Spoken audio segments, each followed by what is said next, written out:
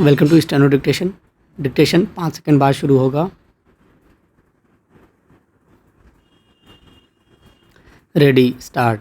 Supreme court में न्यायाधीशों की संख्या 33 से बढ़ाकर 37 करने के लिए केंद्र सरकार ने जिस तरह अध्यादेश जारी किया, उससे यह पता चलता है कि वह शीर्ष कोर्ट में शीघ्र ही न्यायाधीशों की संख्या बढ़ते हुए देखना चाहती है।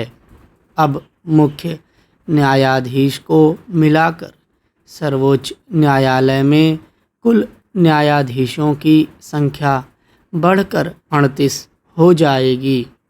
निश्चित रूप से इससे सुप्रीम कोर्ट में लंबित मुकदमों के बोझ को कम करने और न्यायिक प्रणाली में तेजी लाने में सहायता मिलेगी। उम्मीद की जाती है कि इसके चलते सुप्रीम कोर्ट से लोगों को शीघ्र न्याय मिल सकेगा। लेकिन प्रश्न यह है कि उच्च न्यायालयों एवं अधीनस्थ न्यायालयों में स्थिति कैसे और कब बदलेगी।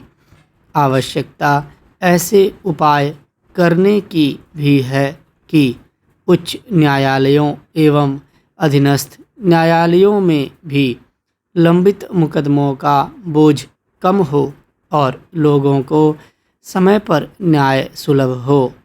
इसकी अनदेखी नहीं की जा सकती कि सुप्रीम कोर्ट से लेकर जिला स्तर तक की अदालतों में लंबित मुकदमों की संख्या लगभग 5 करोड़ पहुंच गई है।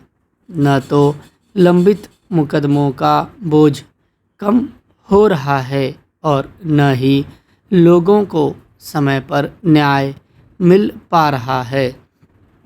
स्थिति यह है कि सामान्य मामलों का निपटारा होने में भी वर्षों और कई बार तो दशकों लग जाते हैं। यह ध्यान रखा जाना चाहिए कि न्याय में देरी एक तरह का अन्याय ही है। सर्वोच्च न्यायालय हो या उच्च न्यायालय या अधीनस्थ न्यायालय, इनमें केवल न्यायाधीशों की संख्या बढ़ाने से ही बात नहीं बनने वाली है।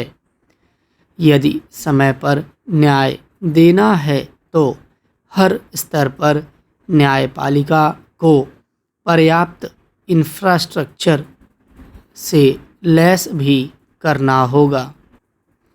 न्याय में देरी का एक कारण न्यायाधीशों की कमी ही नहीं बल्कि संसाधनों का अभाव भी है। सर्वोच्च न्यायालय के अतिरिक्त अन्य न्यायालयों में भी न्यायाधीशों की संख्या बढ़ाने पर गंभीरता से विचार इसलिए किया जाना चाहिए क्योंकि अपने देश में प्रति 10 लाख जनसंख्या पर लगभग 22 न्यायाधीश ही कार्यरत हैं। इसके विपरीत विकसित देशों में प्रति 10 लाख आबादी पर न्यायाधीशों की संख्या 100 से अधिक है।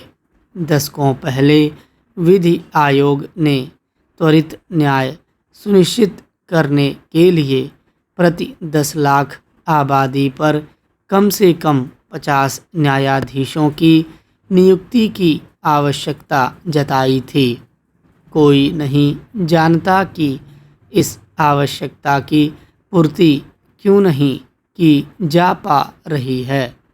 समय पर न्याय उपलब्ध कराने के लिए यह भी आवश्यक है कि न्यायिक प्रक्रिया के तौर तरीके बदलें। इसके अतिरिक्त कार्यपालिका अपने लोगों के खिलाफ मुकदमे करने की प्रवृत्ति का परित्याग करे। यदि यह सब नहीं किया जाता तो तारीख पर तारीख का सिलसिला थमने वाला नहीं है। स्टॉप।